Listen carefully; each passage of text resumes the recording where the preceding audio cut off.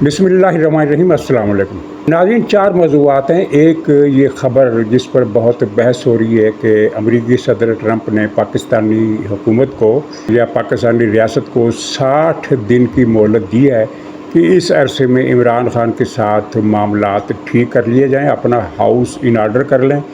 और इसके बाद पीटीआई के लोग ये प्रोपेगेंडा फैलाने में मसरूफ़ हो गए और इतना ज़्यादा प्रोपेगेंडा किया कि बहुत सारे लोगों ने इस ख़बर पर यकीन कर लिया और किसी ने पूछा नहीं कि ये ख़बर शुरू कहाँ से हुई थी। और ये ख़बर कहाँ से शुरू हुई थी मैं अर्ज़ करता हूँ, लेकिन उससे पहले मैं आपको ये बता दूँ कि लगभग पौने 2 साल होते हैं या शायद पौने 2 साल से भी कम अरसा हुआ जब ये ख़बर इसी तरह की एक चलाई गई थी और पीटीआई के ज़राए ने ही चलाई थी कि चीन ने पाकिस्तान से कहा है कि अपना हाउस इन आर्डर कर लो, इमरान ख़ान से मामला ठीक कर लो, इसके बगैर हम आपकी कोई मदद नहीं कर सकते। तो खैर उस ख़बर पर बहस मैं नहीं करता क्योंकि वो ख़बर बाद 100% झूठी साबित हो गई और चीन ने उसके बाद से पाकिस्तान के साथ तावन कई गुना बढ़ा दिया। बहरहाल उस वक्त हमने ये कहा था, अपने वीडियो प्रोग्रामों में ये कहा था कि चीन का मुतालबा तो ये है कि ये इस बदबख्त इमरान ख़ान को नथ डालो, अगर इसको कंट्रोल ना किया तो ये सी पैक बनने में रुकावटें डालेगा। ये हुआ था, यानी इसके उलट खबर चलाई और खबर झूठी साबित हो गई। हालात ने बता दिया कि चीन की पोजीशन क्या है और चीन किसके साथ है। तो ये ख़बर जो है ये जनाब सलमान अहमद, एक कादियानी गुलकार है, पीटीआई का बड़ा नुमाया नाम है, लेकिन कुछ दिमागी तवाज़ुन इसका कुछ अरसे से हिला हुआ है और अजीब उलट पुलट बातें करता है।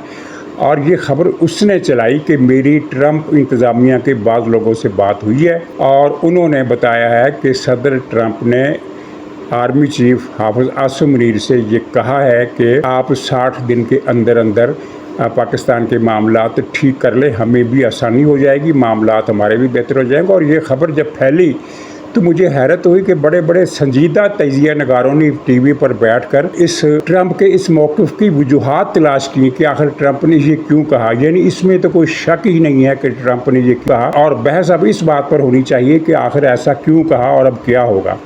उसके बाद क्या हुआ आपने देख लिया और पीटीआई से मखसूस सीटें छिन गई। लाहौर हाई कोर्ट ने ज़मानत की दरख्वास्त मुस्तरद करने का जो फ़ैसला था वो जारी कर दिया और उसमें कहा गया कि साबित हो गया है कि इमरान ख़ान 9 मई का मास्टरमाइंड है और इसका साज़बाज का मेन मुल्ज़िम है। यानी ये साजिश इसने रची। 9 मई में जो कुछ हुआ इसका प्रोग्राम, इसका ताना बाना, इसकी सारी साजिश इमरान ख़ान ने रची। तो ये हुआ है ट्रंप के बयान के बाद। तो खैर सलमान अहमद ने ये बात कही और वो फैल गई और उस पर प्रोग्राम हो गए टीवी के एक घंटे के 45 मिनट के प्रोग्राम। मुझे हैरत है, हमने अपनी सारी उम्र जर्नलिज़म में सर्व कर दी। रात की ड्यूटी होती थी हमारी, 2-2:30 बजे हम फारग होते थे और 2-2:30 बजे के बाद फिर हम मज़ीद 2 घंटे जो अखबार हम तैयार करके आए होते थे उसकी ख़बरों पर तबसरे करते थे और दूसरे अखबारों के लोग भी आ जाते थे। अच्छा खासा एक लाहौर की सतह का कन्वेंशन हो जाता था सहाफ़ियों का। तो हमने कभी ऐसा नहीं देखा कि एक ख़बर जिसकी कोई बुनियाद ही नहीं है उस पर टीवी पर पौना घंटा प्रोग्राम हो रहा है और मालिकों को भी पता है कि ये ख़बर झूठी है, लेकिन वो प्रोग्राम होने देते हैं। वजह क्या है? वजह यह है कि इस तरह के प्रोग्राम देखे जाते हैं, इनके व्यूज़ आते हैं और रेटिंग बढ़ती है और इश्तहारात का निर्ख बढ़ता है। चुनांचे उन्होंने भी फ़ैसला किया है कि ठीक है ऐसे ही प्रोग्राम चलाओ और ये नहीं सोचा जाता कि इससे कौम में कन्फ्यूजन की तरह बढ़ता है। और सलमान अहमद वही है जिसने ट्रंप के इलेक्शन जीतने के चंद दिन बाद पीटीआई की एक स्पेस में जो ट्विटर पर बड़ी वायरल हुई थी उसमें ये कहा, सलमान अहमद ने, इसी सलमान कादियानी ने कहा था कि मुझे तो अब पता चला है कि अल्लाह ताला हरकत में आया है। यानी जिस तरह वो उरिया मकबूल जान ने वो कहता है कि मैं अर्श पर देख के आऊँ कि अल्लाह मियाँ ने अपने एक बड़ी सी मेज़ रखी हुई है और उस मेज़ पर एक बहुत बड़ा रजिस्टर है और इस रजिस्टर पर अल्लाह मियाँ ने अपने हाथ से लिखा है कि अगर इमरान ख़ान को रिहा ना किया तो मैं पाकिस्तान को तबाह कर दूँगा। तो दूसरा ये सलमान, ये भी दूसरा उरिया मकबूल जान है।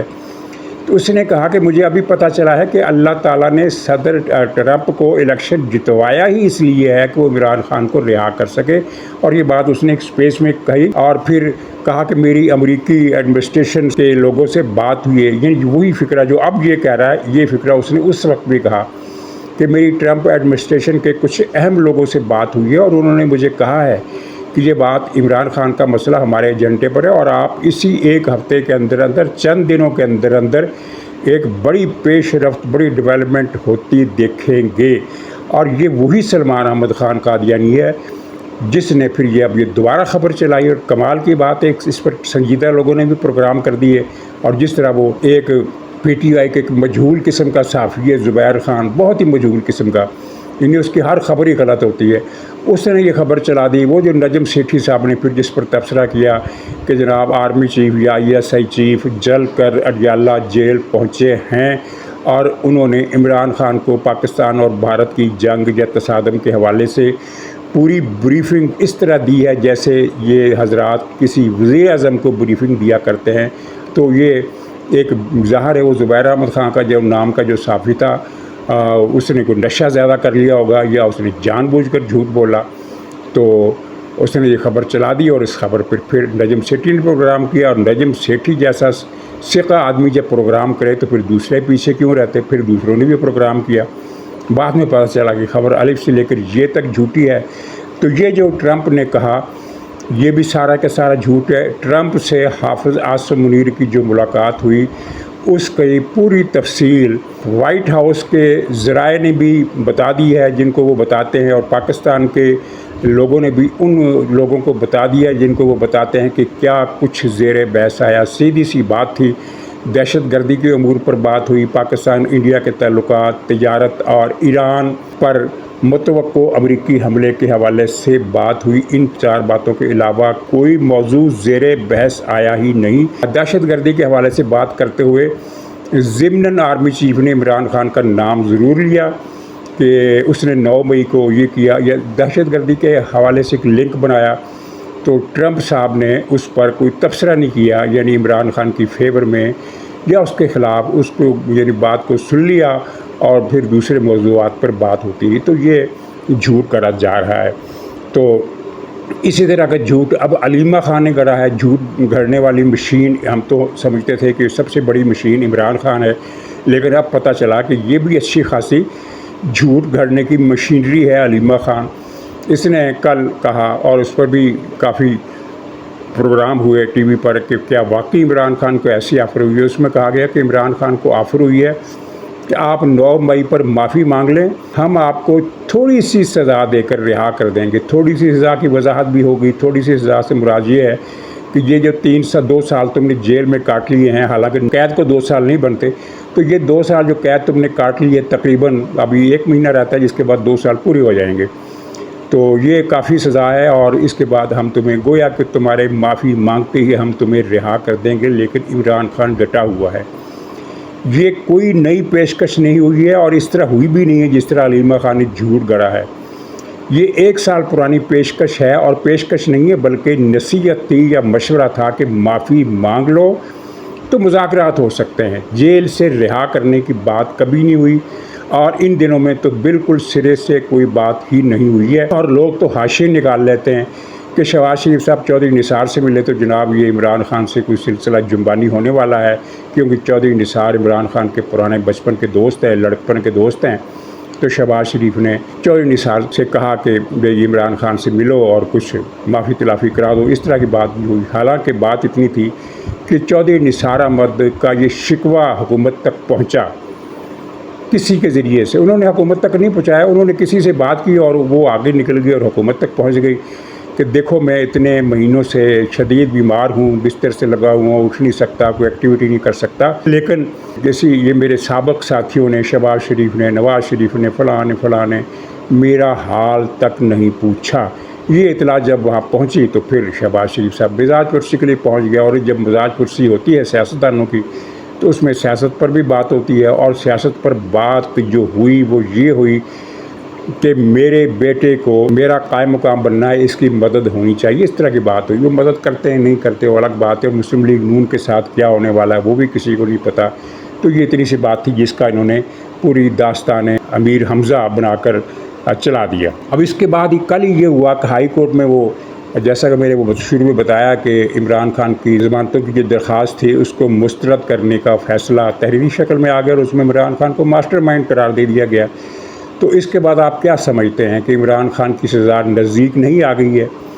کیا ٹرمپ کے 60 دنوں والے مشورے میں یہ بات شامل ہوتی ہے کہ نہیں ہوتی؟ ان کے ساتھ بہت برا ہونے والا ہے۔ انہوں نے جو پاکستان کے ساتھ برا کیا، ان کے ساتھ برا ہوگا۔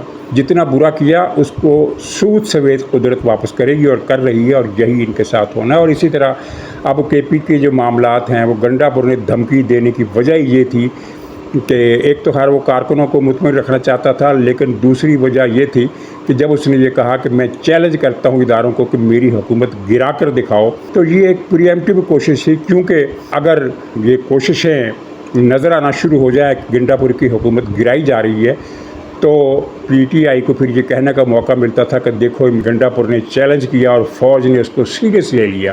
حالانکہ جو بھی فیصلے ہو چکے ہیں وہ ہو چکے ہیں، گنڈا پور نہیں رہے گا، تحریک عدم اعتماد بھی آ سکتی ہے۔ اور جیسا کہ کل گورنر کنڈی صاحب نے کہا کہ ہمارے پاس اس وقت 50 ارکان ہیں، جیسے ہی ہمارے پاس رکن پورے ہوئے ہم تحریک عدم اعتماد لے آئیں گے۔ فضل الرحمان صاحب کے بارے میں پی ٹی آئی کا دعویٰ ہے کہ انہوں نے کہا ہے کہ وہ تحریک عدم اعتماد کا ساتھ نہیں دیں گے۔ پتہ نہیں وہ سچ کہتے ہیں یہ جھوٹ، لیکن جب فیصلے ہوں گے تو مولانا بھی آ جائیں گے، یہ لکھ لیجئے بات، ایسا ہی ہوگا۔ اور دوسری صورت یہ بھی ہو سکتی ہے کہ گنڈا پور پر کئی مقدمے چل رہے ہیں، وہ مقدمے ایسے ہی تو نہیں چل رہے، کسی مقدمے میں ان کو سزا ہو جائے تو کنوکشن کے بعد یہ وزیر اعلیٰ کہاں رہیں گے؟ یہ تو وزیر اعلیٰ نہیں رہیں گے، حکومت ان کی ختم ہو جائے گی۔ یعنی گنڈا پور نے جانا ہی جانا ہے اور اب وہ بچا نہیں سکتے۔ کہا یہ جا رہا ہے کہ اگر پی ٹی آئی سے یہ اس کا آخری سہارا بھی چھین لیا گیا تو پھر ملک میں انتشار پیدا ہوگا۔ تو عرض ہے کہ انتشار تو پیدا ہو سکتا ہے، لیکن اس کی وجوہات کچھ اور ہیں، پی ٹی آئی نہیں ہو سکتی۔ یہ کیا وجوہات ہیں؟ ناظرین، آپ نے دیکھا کہ پچھلے 2 سال سے بلکہ 3 سال سے راوی مسلسل چین ہی چین لکھ رہا ہے۔ یعنی جب تحریک عدم اعتماد پاس آئی، راوی نے تب سے چین ہی چین لکھنا شروع کر دیا، اور اس چین ہی چین لکھنے کا شہباز شریف نے غلط مطلب نکالا۔ یہ مطلب نکالا کہ اب میں جو چاہوں کروں، مجھے کوئی پوچھنے والا نہیں ہے، میرا کوئی متبادل نہیں ہے، فوج مجھے ہٹائے گی تو کسے لائے گی؟ بھئی فوج چاہے تو اللہ دتا لونے والا کو وزیر اعظم بنا سکتی ہے، اور اس کے بنانے سے کیا فائدہ ہوگا؟ وہ بہت نالائق آدمی ہوگا سیاست میں، اموری حکومت میں، لیکن وہ کچھ نہ کچھ تو کرے گا نا۔ شہباز شریف صاحب کا جو کاغذ ہے کام کا، کارکردگی کا، وہ تو کورا ہے، چٹا کورا کوارا سفید کاغذ، جس میں ایک لفظ بھی نہیں لکھا۔ البتہ دوسری طرف انہوں نے جو ات مچائی ہے وہ اب اداروں کی نظر میں بھی آ گئی۔ اب آپ تازہ ترین لطیفہ یہ سن لیں کہ اسپیکر قومی اسمبلی نے خواجہ آصف سے ناراضگی ظاہر کی ہے کہ آپ نے میری 15 لاکھ تنخواہ کا مذاق اڑایا، اور پھر انہوں نے ایک وضاحت بھی جاری کی جو چھپی ہے کہ جناب یہ تنخواہ کا اضافہ میرا فیصلہ نہیں تھا، یہ تو وزارت پارلیمانی امور نے سمری بنائی، شہباز شریف صاحب نے منظوری دے دی، تو یہ شہباز شریف کی منظوری کا فیصلہ تھا۔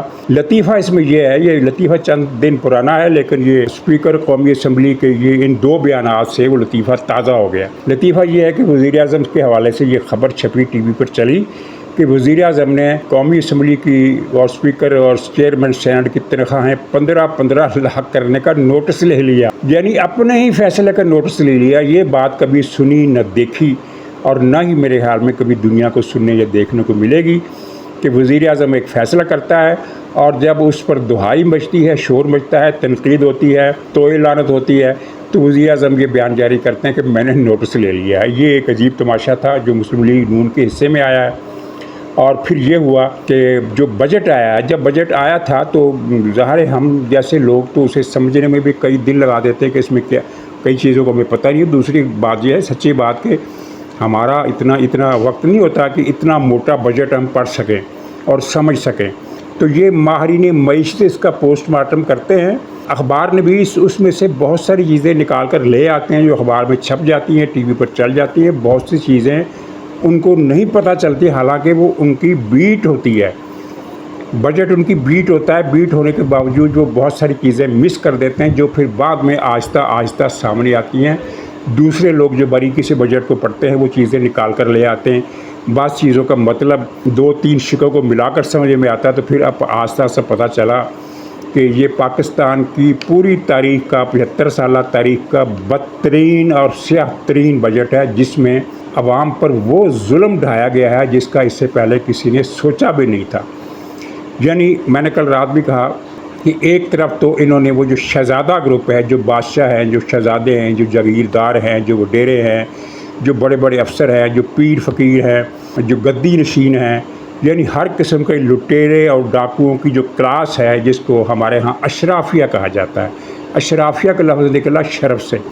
شرف کا مطلب ہوتا ہے عزت۔ تو مطلب اس کا اصل میں اشرافیہ پھر یہ مختص اس لیے ہوا کہ چونکہ مسلمان معاشروں میں عزت ہمیشہ دولت مند کی ہوتی ہے، اس لیے اس طبقے کو پھر اشرافیہ کہہ دیا گیا۔ یعنی جو جتنا بڑا ڈاکو ہوگا اتنا بڑا وہ شریف ہوگا۔ یہ ہماری اردو لغت اور مسلم کلچر، اسلامی کلچر نہیں، مسلمان کلچر کی یہ ایک بائی پروڈکٹ ہے کہ جو جتنا بڑا ڈاکو ہوگا، جتنا بڑا ٹھگ ہوگا، جتنا بڑا اٹھائی گیرا ہوگا، جتنا بڑا ریپسٹ ہوگا، جتنا بڑا گنڈا ہوگا، وہ اسی حساب سے اشرافیہ کی فہرست میں اپنا نام لکھوائے گا۔ تو اس حکومت نے اشرافیہ کے بچوں کے لیے، یعنی جو گاڑیاں ڈبل سپیڈ سے چلاتے ہیں اور 5-5 10-10 آدمیوں کو کچل کر ہلا کر کے نکل جاتے ہیں اور کوئی نہیں پکڑتا نہیں ہے، ان کی عیاشی کے لیے مہنگی گاڑیاں کروڑ 1.5 کروڑ روپے سستی کر دی۔ اور یہ وہ کلاس ہے، گنڈا کلاس، اشرافیہ کلاس، جو کھانے پینے کی چیزیں بھی باہر سے منگاتی ہیں اور وہ ان پر اربوں روپے خرچ ہوتا ہے۔ تو حکومت نے ان کی سہولت کے لیے تاکہ وہ مزید چیزیں باہر سے درآمد کریں اور یہاں ہمارے زر مبادلہ کا صفایا کریں، اور ان کی چیزوں پر وہ ٹیکس معاف کر دیے ہیں، ڈیوٹیاں عادی کر دی ہیں، ٹیکس کم کر دیے ہیں، یعنی وہ چیزیں سستی کر دی ہیں کہ دہی کا ڈبہ امپورٹڈ ہوتا ہے۔ پاکستان میں بنی ہوئی دہی پیکٹ والی ان کو پسند نہیں ہے، یہ باہر سے منگاتے ہیں۔ جو دہی یہاں سے 400 روپے کا پیکٹ ملتا ہے، مجھے قیمت کا پتہ نہیں، میں اندازے سے کہہ رہا ہوں، وہ امپورٹ ہو کر آتا ہے تو وہ 8,000 روپے کا ہوتا ہے۔ تو 8,000 روپے کا دہی اب ان کو 4,000 روپے ملے گا، یعنی کہ اب وہ ایک کے بجائے 2 پیکٹ منگائیں گے۔ اور ادھر غریبوں کے لیے شہباز شریف صاحب نے لنڈے کے کپڑوں پر بھی ٹیکس لگا دیا ہے، اور بھی ٹینڈے، کدو، گوبھی، بھنڈی پر ٹیکس لگا ہے، یہ نہیں لگا، یہ آنے والے دنوں میں پتہ چلے گا۔ یعنی شہباز شریف نے ایسا لگتا ہے کہ ایک پوری لسٹ منگائی ہے کہ غریب کیا کیا چیزیں استعمال کرتے ہیں اور امیر کیا کیا چیزیں استعمال کرتے ہیں۔ انہوں نے پھر اپنے ہاتھ سے امیروں کے لیے چھوٹ ہی چھوٹ، یہ بھی معاف، یہ بھی معاف، یہ بھی معاف، یہ بھی معاف، اور غریبوں کے لیے اس پر بھی لگا دو ٹیکس، اس پر بھی لگا دو ٹیکس، اس پر بھی لگا دو۔ تو یہ نتیجہ ہے راوی کے چین ہی چین لکھنے کا۔ اور خطرے کی بات یہ ہے کہ اب یہ چیز زیادہ چلتی ہوئی نظر نہیں آتی جب کوئی اس طرح کا آدمی اس طرح کی حرکتیں کرنے لگتا ہے اور اس اعتماد میں آ جاتا ہے کہ مجھے تو کوئی ہٹا ہی نہیں سکتا، تو پھر اس کے ساتھ جو ہوتا ہے وہ اچھا نہیں ہوتا۔ ناظرین، ویسے بھی ہماری قسمت ہے کہ ہمیں اندرا گاندھی جیسا وزیر اعظم نہیں ملا، ہمیں شاہ فیصل جیسا بادشاہ نہیں ملا، یہ تو چیزیں چھوڑ دیجئے۔ ہمیں وہ ملے جو دن میں 4 مرتبہ اپنے ولایتی سوٹ پہنتے ہیں اور لوگوں کو دکھاتے ہیں کہ دیکھو ہمارے پاس ڈریسنگ کے لیے کتنا زیادہ، کتنا بڑا سٹور موجود ہے، کہ جن کی دیکھ بھال کے لیے بھی ہم نے نوکر رکھے ہوئے ہیں جو گنتی کرتے ہیں کہ اتنے 100 جوڑے دھلنے کو گئے تھے، اتنے 100 واپس آئے۔ تو پھر غریبوں کا یہی حال ہونا ہے جو شہباز شریف صاحب کر رہے ہیں۔ بہرحال شہباز شریف صاحب کو مبارک ہو، انہوں نے عوام کی چٹنی پیس کے رکھ دی ہے۔ ناظرین، اجازت دیجیے، انشاءاللہ اگلے ولاگ میں پھر ملاقات ہوگی، تب تک کے لیے خدا حافظ۔